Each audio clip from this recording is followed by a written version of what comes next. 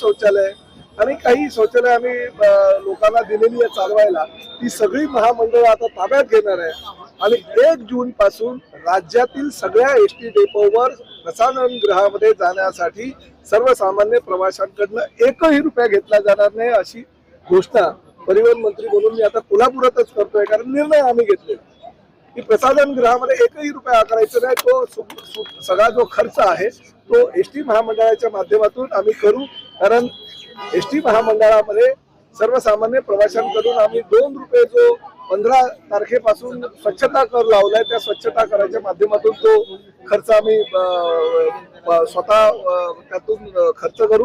प्रामुख्यानं हे एसटी महामंडळाची जी जागा आहे ते आज मला स्वच्छ दिसते, परंतु ते मी येण्याची वाट न बघता दर 4 तासाने त्याची स्वच्छता कशी होईल यासाठी ठेकेदार नियुक्त केलेला आहे। तो 1 तारखेपासून 1 जून पासून म्हणजे आमचा वर्धापन दिन आहे एसटी महामंडळाचा, त्या दिवसापासून तो कार्यान्वित होईल। म्हणजे एसटी महामंडळाचा हा जो परिसर आहे पूर्णपणे दर 4 तासाने तो स्वच्छ केला जाईल आणि त्याचबरोबर एसटीच्या ज्या घाण उडते रस्त्यावर धुळीचं साम्राज्य पसरतं, त्यामुळे डेपो मधून निघत असताना मशीनच्या साहाय्यानं प्रत्येक डेपो मधली बस बाहेर निघण्यापूर्वी मशीनच्या साहाय्यानं ती स्वच्छ केली जाईल, तिला धुतलं जाईल।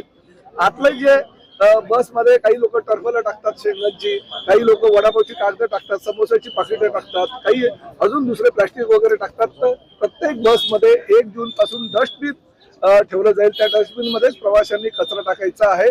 आतून सुद्धा ती बस पूर्णतः स्वच्छ केली जाईल। आमचे जे ड्रायव्हर कंडक्टर आहेत त्यांच्या ज्या रूम आहेत त्या रूम मध्ये गरम पाण्याची व्यवस्था नसते, ती गरम पाणी सुद्धा मोफत त्यांना दिलं जाईल। त्यांची जी रूम आहे ती स्वच्छ केली जाईल, स्टाफ रूम।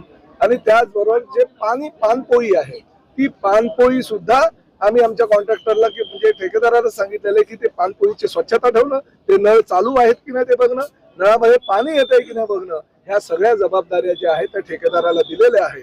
आणि 1 जून पासून हे सगळे यांची जी दुकानं आहे पैसे घेण्याचे सगळं आम्ही बंद करू।